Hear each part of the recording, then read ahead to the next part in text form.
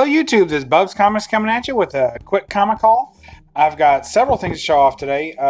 First off, we're going to go with the Lunar Tunes, the complete collection of Lunar Tunes by Wally Wood. So you all know I'm a big Wally Wood fan.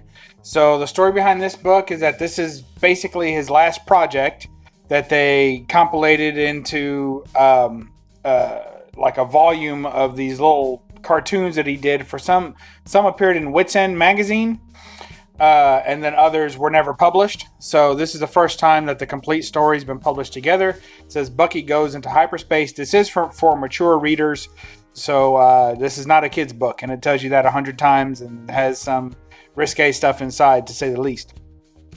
Big Wally Wood fan. Love having this book. I picked this book up off my free eBay bucks, so this was free. So that's the way I like it. I've looked at it a couple times.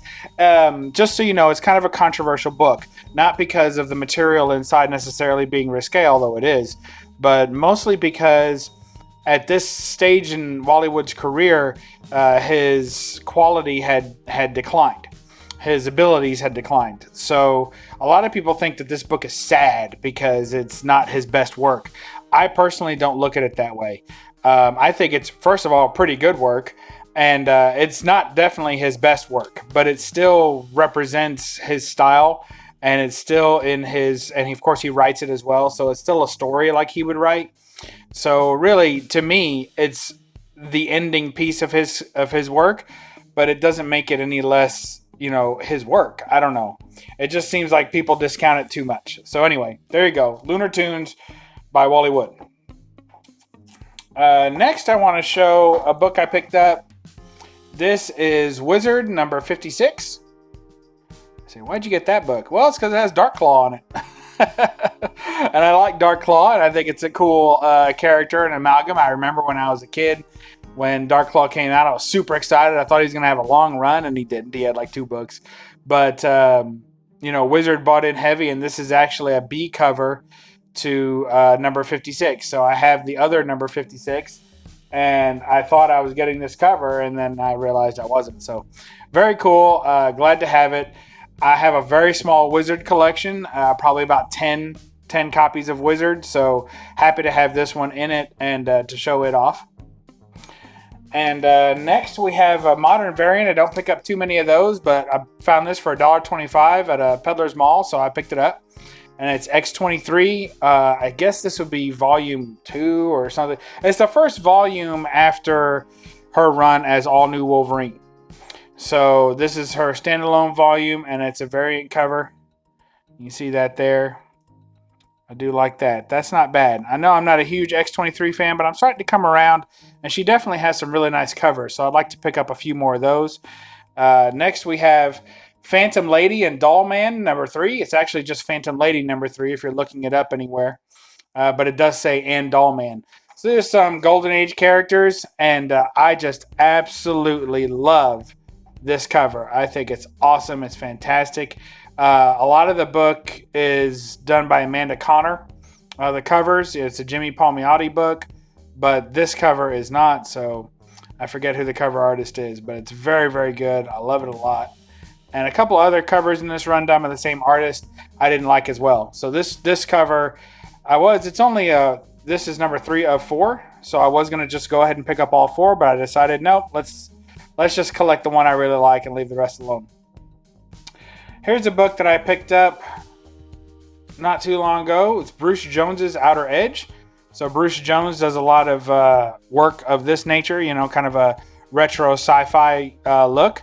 So this is from 1992-ish, and this is like a collection of, how'd you say, kind of those, it's an anthology book of weird sci-fi tales. Like they all have a twist ending, kind of like a Twilight Zone ending. So, but pretty cool. I'm very happy with that.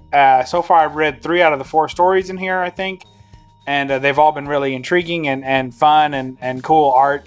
So, and it's all Bruce Jones books. So very cool. If you don't know who Bruce Jones is and you like stuff like this, he's worth looking into because this is pretty much what he does. So very, very, very cool. I like it a lot.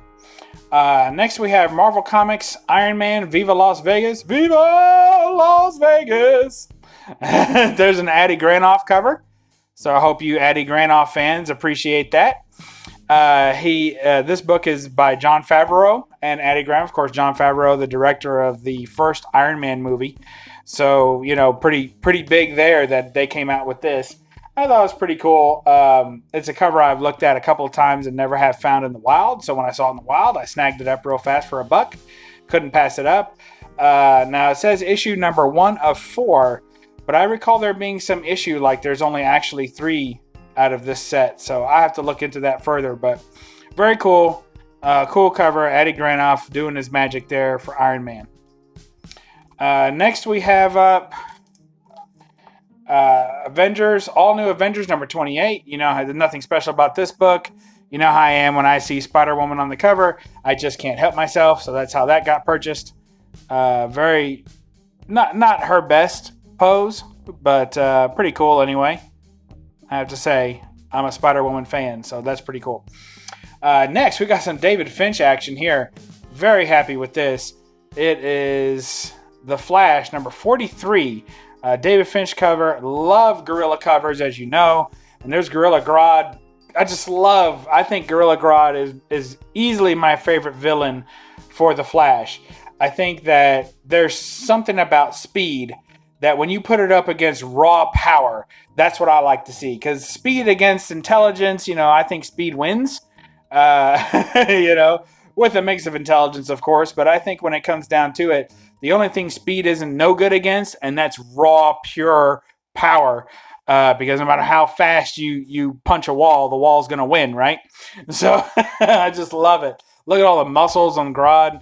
David Finch does a fantastic job on this one.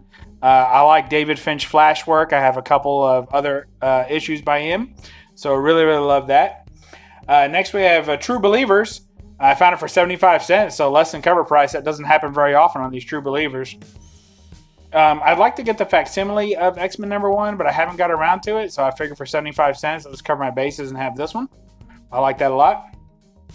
And we have Iron Man number 2, and this is number 1 of 2. So this is the kind of the comic book adaptation of the movie Iron Man 2, which would have to be significantly better than the actual movie.